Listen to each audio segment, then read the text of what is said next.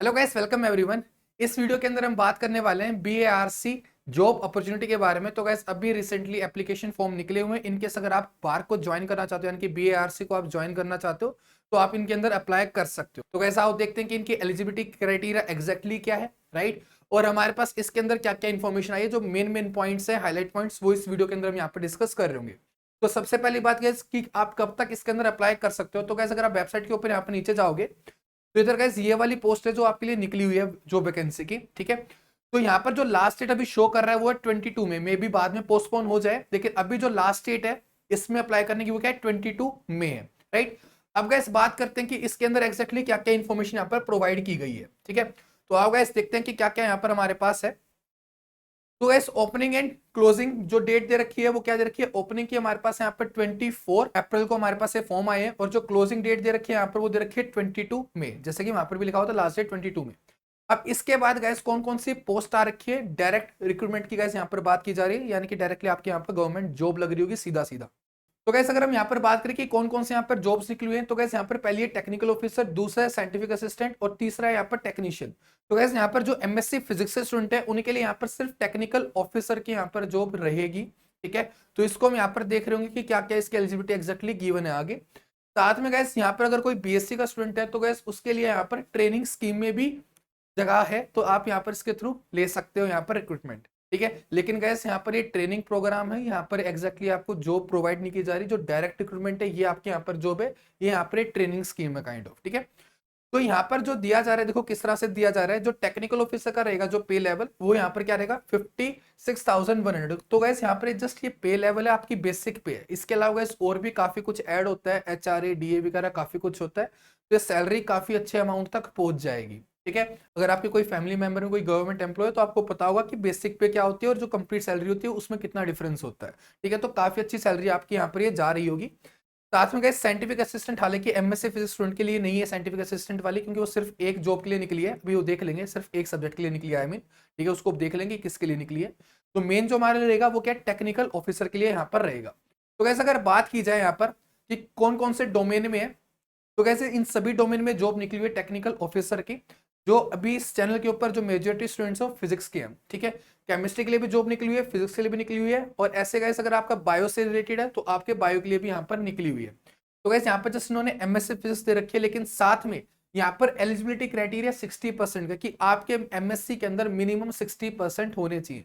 तो अगर आपके 60% एमएससी के अंदर है तो आप इसके अंदर अप्लाई फॉर श्योर करो यार, काफी अच्छी अपॉर्चुनिटी है, राइट। तो ये सीन है। सीट्स की अगर बात करें तो गैस एससी की यहाँ पर 2 सीट है, ओबीसी की यहाँ पर 4 सीट है, ईडब्ल्यूएस की यहाँ पर 1 सीट है, जनरल की यहाँ पर 7 सीट है। इन टोटल यहाँ पर 14 सीट्स रहने वाली हैं टेक्निकल ऑफिसर के लिए, ठीक है। अब गैस बात करें अगर हम और नीचे थोड़ा सा, साइंटिफिक असिस्टेंट, तो गैस साइंटिफिक असिस्टेंट के अंदर फिजिक्स का नहीं है, सिर्फ यहाँ पर फूड टेक्नोलॉजी, होम साइंस और न्यूट्रिशन का है। तो ये वाली हमारे लिए नहीं है। और गैस ऐसे हमारे पर जो तीसरे टाइप की जॉब थी टेक्नीशियन की, वो भी हमारे लिए नहीं है। तो सिर्फ टेक्निकल ऑफिसर की जॉब है एमएससी फिजिक्स वाले एस्पिरेंट्स के लिए, ठीक है।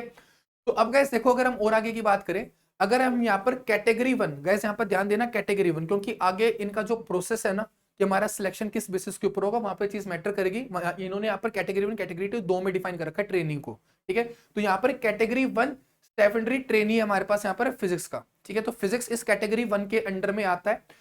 तो यहाँ पर जो फिजिक्स की सीट्स हैं 23 रहेंगी आपकी एससी के लिए, फिर 13 रहेंगी एसटी के लिए, ओबीसी के लिए रहेंगी 41, ईडब्ल्यूएस के रहेंगी 11, और जनरल कैंडिडेट के लिए यहाँ पर रहेगी हमारे पास 29, ठीक है। तो अपने पास यहाँ पर जो फिजिक्स की टोटल सीट्स हैं वो 117 रहेंगी। ऐसे केमिस्ट्री के यहाँ पर लिखा हुआ है, आप केमिस्ट्री का भी फिगर देख सकते हो।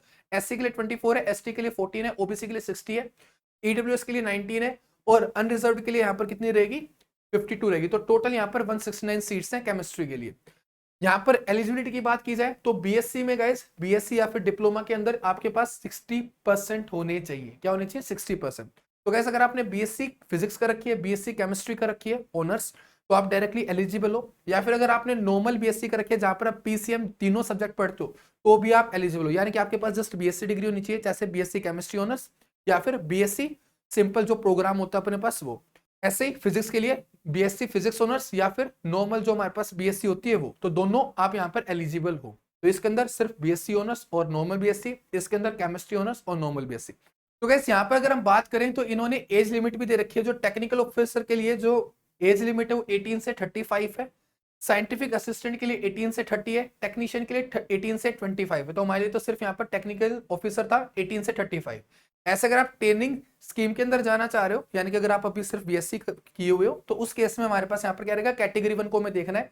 तो 19 से 24 एज लिमिट रहेगी बीएससी के अकॉर्डिंगली, ठीक है। तो यहाँ पर 19 से 24 रहेगी इस तरह से। तो एज लिमिट गाइस हम लोगों ने यहाँ पर डिस्कस कर लिए। अभी बात करें अगर हम लोग आगे की, तो गाइस देखो नेक्स्ट चीज, तो गाइस यहाँ पर एज रिलैक्सेशन के बारे में भी है, ठीक है। ओबीसी की यार 3 ईयर तक डेट एक्सटेंड हो सकती है एज, ठीक है। एससी एसटी की 5 ईयर्स तक हो सकती है, राइट। ऐसे यहाँ पर पीडब्ल्यूडी के लिए भी लिखी हुई है अलग अलग कैटेगरी के वाइज अलग अलग, ठीक है। अगर आप अनरिजर्व कैटेगरी से हो पीडब्ल्यू में तो 10 ईयर्स है, ओबीसी से हो तो आपके लिए यहाँ पर 13 ईयर्स है, अगर आप एससी एसटी कैटेगरी से पीडब्ल्यू में हो तो आपके लिए 15 ईयर्स है यहाँ पर एज रिलैक्सेशन, ठीक है। अब गाइस इसके आगे की बात करें कि सिलेक्शन मेथड हमारा यहाँ पर क्या रहने वाला है, ठीक है।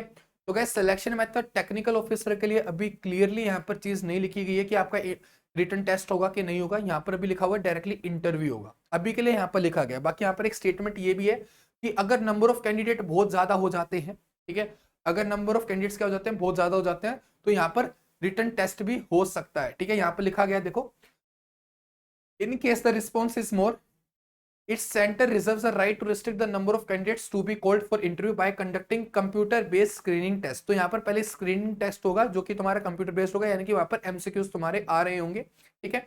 The decision of this centre in this regard will be final. तो यहाँ पर अगर स्क्रीनिंग टेस्ट होना या फिर ना होना उनका फाइनल डिसीजन रहेगा, उसके ऊपर कोई कुछ क्लेम नहीं कर सकता है, ठीक है, राइट। तो टेक्निकल ऑफिसर का डिपेंड करता है कितने स्टूडेंट्स यहाँ पर अप्लाई करते हैं, उसके अकॉर्डिंग यहाँ पर हो सकता है कि पहले स्क्रीनिंग टेस्ट हो रहा उसके बाद इंटरव्यू हो रहा। अगर स्टूडेंट्स कम अप्लाई करते हैं तो डायरेक्टली यहाँ पर इंटरव्यू भी हो सकता है, ठीक है। तो गाइस अगर हम बात करें यहाँ पर साइंटिफिक असिस्टेंट की, या फिर साथ में हम कैटेगरी 1 स्टेफेंड्री ट्रेनी, जो हमारे पास यहाँ पर बीएससी वाले एस्पिरेंट्स है उनके लिए कैटेगरी 1 वाला, याद है ना, कहा था कैटेगरी 1। तो कैटेगरी 1 के अंडर आपका क्या होगा, कंप्यूटर बेस्ड स्क्रीनिंग टेस्ट रहेगा आपका, और ये जो होगा 1 आवर का टेस्ट होगा। इसके अंदर गाइस आपके यहाँ पर 40 एमसीक्यूज आएंगे, ठीक है। 1 आवर का आपका टेस्ट होगा, 40 एमसीक्यूज आएंगे, हर एक क्वेश्चन के अंदर 4 ऑप्शन होंगे, 3 मार्क का यहाँ पर मिलेंगे आपको सही आंसर के लिए, और 1 मार्क होगा यहाँ पर इनकरेक्ट के लिए, अगर आप इनकरेक्ट आंसर देते हो, यानी कि नेगेटिव मार्किंग बेसिकली, ठीक है। सिलेबस के बारे में बात की जाए यहाँ पर, तो सिलेबस में लिखा गया है यहाँ पर कि आपका जो सिलेबस रहेगा यहाँ पर बीएससी लेवल या फिर डिप्लोमा लेवल का रहेगा यहाँ पर सारा का सारा, यानी कि अगर आप आईटी एग्जाम की प्रिपरेशन कर रहे थे तो उतना आपके लिए यहाँ पर सफिशिएंट रहेगा, उतना ही सिलेबस आपको जस्ट यहाँ पर कवर करना जो कि आपका बीएससी लेवल का होता है, ठीक है, राइट। तो ये सब आपके लिए रहेगा। और गैस एक चीज और, यहाँ पर ना बीएससी लेवल लिखा है तो एक आधे टॉपिक ना एक्स्ट्रा भी होते हैं बीएससी के अंदर, जैम के सिलेबस के अंदर नहीं होते।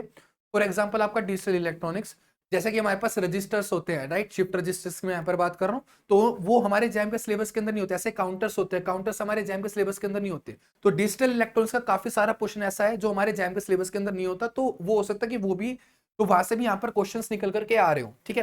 लेकिन वही बात है यार कि एक आधा क्वेश्चन ही तो आएगा, तो आपका मोटा मोटा तौर के ऊपर जैम का सिलेबस अगर आपने कवर कर रखा है तो उतनी प्रिपरेशन बहुत है।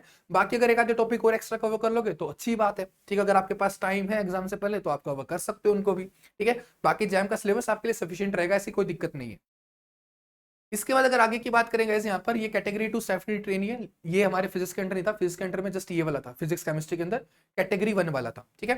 तो ये था गैस यहाँ पर क्या, सिलेक्शन मेथड के बारे में। और गैस इसके बाद भी यहाँ पर इंटरव्यू हो रहा होगा, ये जस्ट शॉर्ट लिस्टिंग के लिए एग्जाम हो रहा है, इसके बाद इंटरव्यू होगा, और जो फाइनल सिलेक्शन होगा यहाँ पर क्लियरली लिखा हुआ है कि ये जो स्क्रीनिंग टेस्ट है इसके मार्क्स सिलेक्शन के अंदर कोई वो नहीं करेंगे, जस्ट आपका क्वालिफाई एग्जाम है कि आपको जस्ट कट ऑफ क्लियर करनी है, उसके बाद आपका यहाँ पर इंटरव्यू हो रहा होगा, और आपका जो इंटरव्यू है उसी के ऊपर आपका सिलेक्शन यहाँ पर हो रहा होगा। Final selection will be on the basis of the performance of the candidate in interview and no weightage will be given for marks scored in the screening test। तो कोई भी वेटेज यहाँ पर स्क्रीनिंग टेस्ट के marks को नहीं दी जाएगी, सिर्फ यहाँ पर इंटरव्यू के परफॉर्मेंस के ऊपर आपका सिलेक्शन हो रहा होगा, ठीक है। तो ये था गाइस सारा का सारा यहाँ पर सिलेक्शन प्रोसीजर।